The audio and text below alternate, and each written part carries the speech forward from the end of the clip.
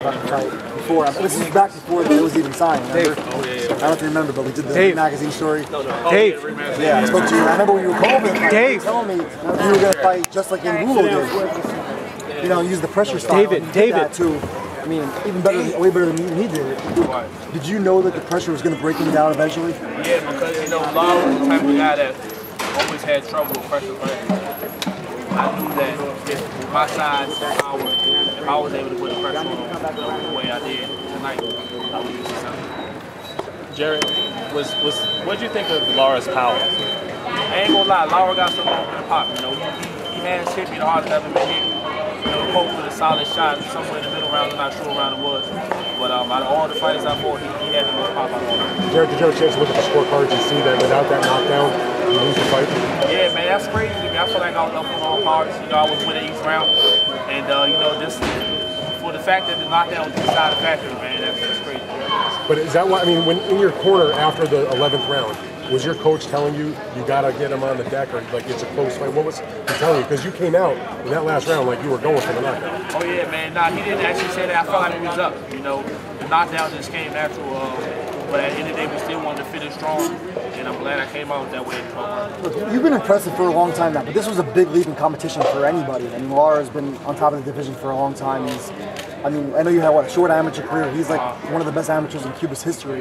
How big is this? How do you feel right now? Man, it's everything. You know, at the end of the day, I feel like I'm opening doors for fighters and other people that, you know, are the guys that are not the ones that everyone thinks is the one that's going to make it. You know, I'm the one that no one had their eyes on and kind of didn't see me getting here.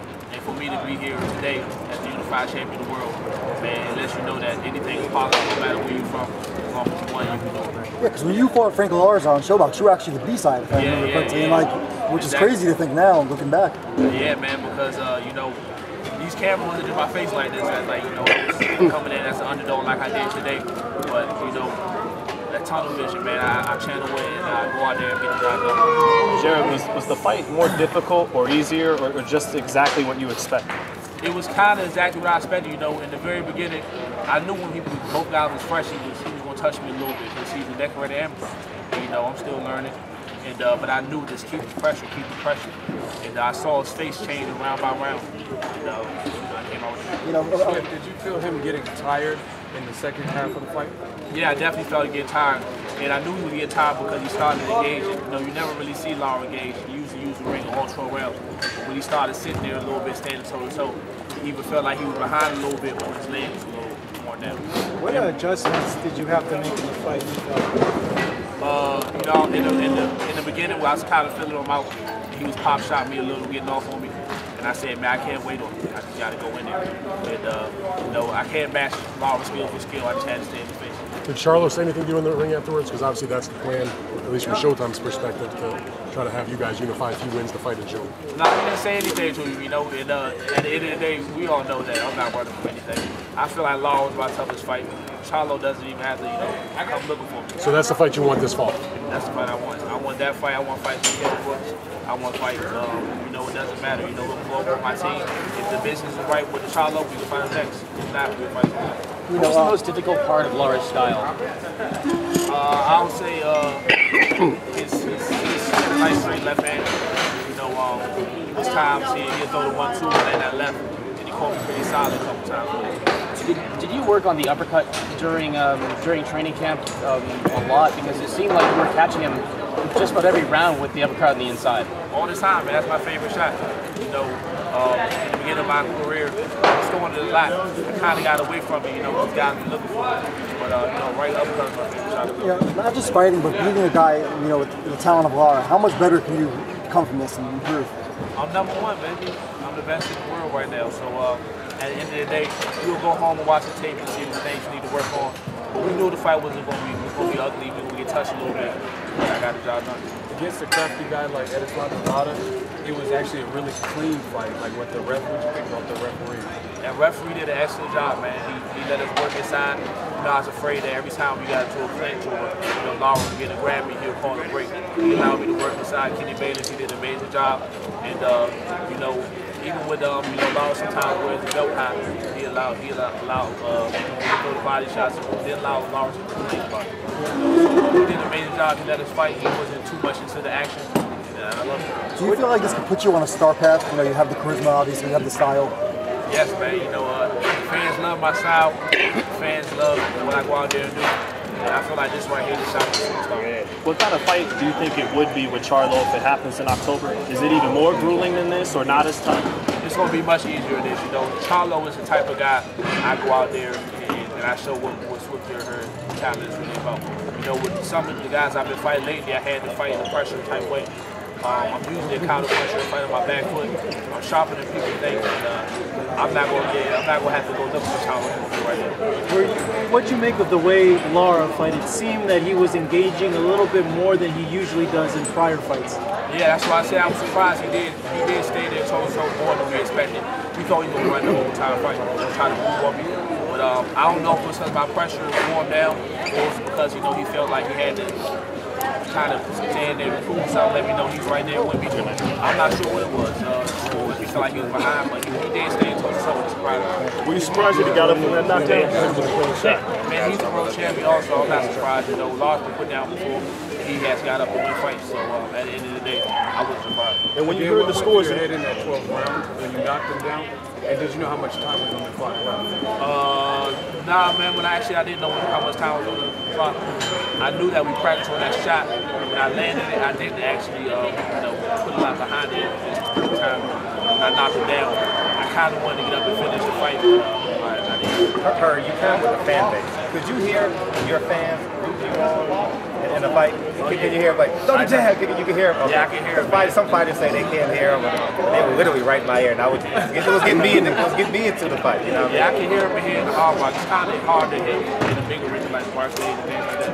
But here I heard them. Jarrett, if you are able to beat Charlo, would it be something where you've taken everyone out, cleaned out the division, and it would make you think to move up a division, or do you want to stay in a division and really stamp your name at 54? When I defeat Charlo, if I get a chance at the WBO, I'm moving up. I'm not staying in the fitness titles. I'm going up to bigger, better things at 160. When I defeat Charlo, if I don't get a chance at the WBO, it depends on how long it will take for me to get it, and I'm still moving up. You know, the bigger fights, the big money fights are up at 160, and I want to go up and fight.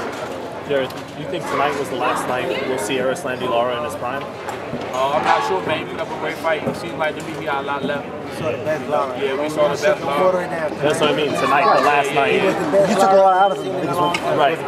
He said you took a lot out of him. Like, will he be? You think he'll be the same after this kind of fight? Yeah, I think he can be the same. You know, when he showed he does have heart, and he's not just the type of fighter that's trying to run and score points.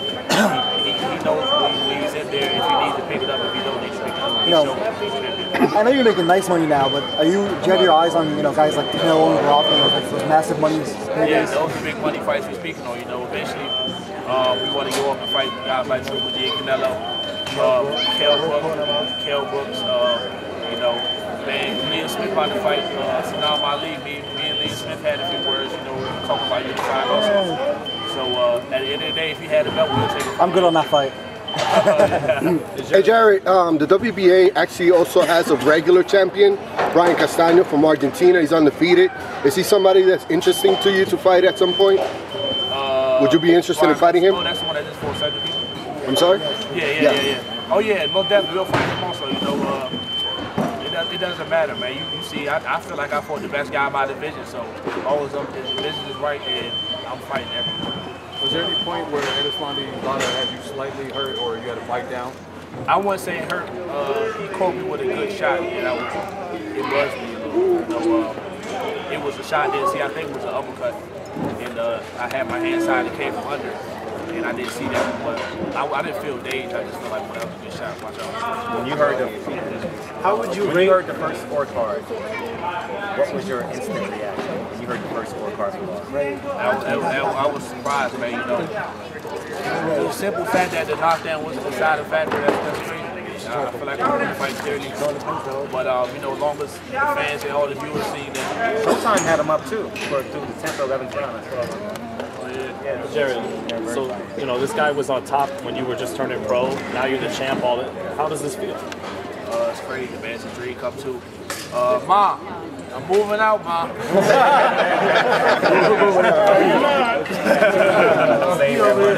Got that bag. Before you make the announcement, what was going through your mind? At the end of the day, I kind of felt like I knew I wanted to fight. And when I heard the scorecards, I knew that 114, 113, I knew the knockdown was the reason why I was that way. I kind of knew I had it, but I didn't think it was that. I'm not sure, man. You know, I'm going to fight Charlo probably. But, yeah, Lord, you know, already know what that is. You gotta get that bag, yeah. That bag. You got that bag. Earl Spence is quote unquote taking the fight off, like Got that bag. Jermell Charlo is quote unquote taking the fight off, fighting in terms of A-level competition June 9th. Do you think you're deserving? Do you think you're deserving of a fight off, maybe in your hometown, set out the arena, get the fan base around you, and then unify everything? Oh yeah, man, you see everywhere I go, Swift Nation follow me. I can't wait to go back home and fight my fans. You know, they deserve that. You know, they've been supporting me so long, and I want to bring one back home for them. For you, Jarrett, how good of a performance was this in your eyes, and how do you assess it? A+, because I got the belt. And they, I'm happy. If it's up to you though, do you take the homecoming fight and then fight Charlo, or just right into Charlo? Man, it depends on my business. I mean, you know, I've been in the camp with a few southpaws right now. You know, I may want to take a fight with a right-handed fighter. You never know. At the end of the day, you can't pay fans to tune in tonight. You know, some UK fighters over there can fight somebody like Kim Wilson. You never know. So, I don't know. What about Saddam Ali? Saddam Ali, you know what's the thing about Saddam? I don't think he will fight someone. I'm a little too big for him. He already come up 147. I feel like he kind of will fight with me. But, you know, if it happened, it happened. You were doubted in some previous fights, like the larger fight. Some people even doubted you today. What type of statement do you think this victory and unifying with the game, very decorated champion like Lara, what statement did it send out? It makes a statement saying there's no doubt me. No doubt me. I've been doubted in numerous fights, man.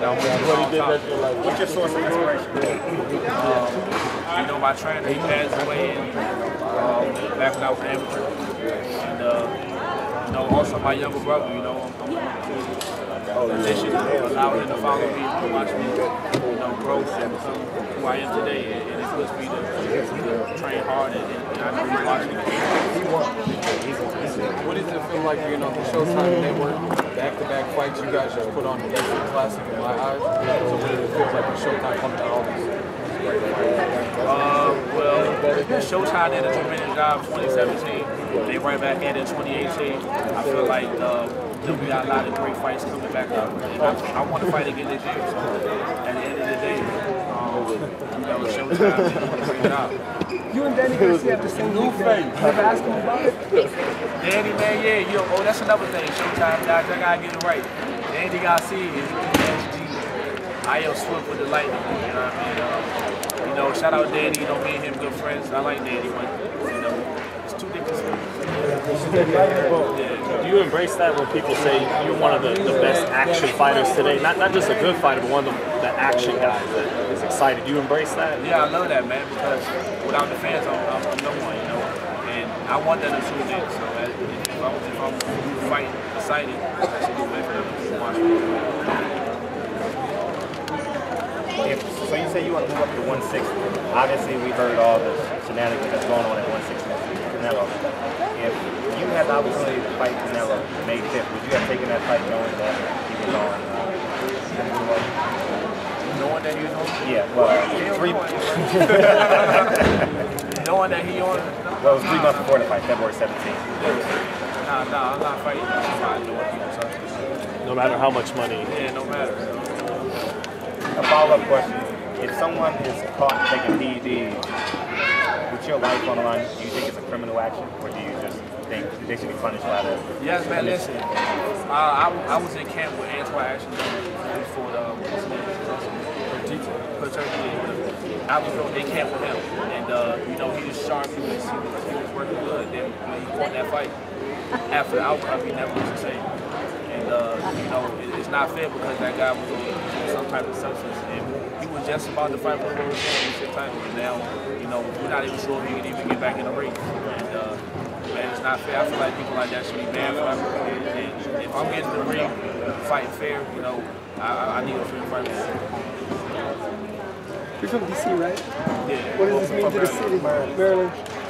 It means everything, you know, putting on for my small city, active city. I got all my fans out here. And at the end of the day, I'm the unified champion of the world. Nobody can take that away from me. Number one. You're definitely number one.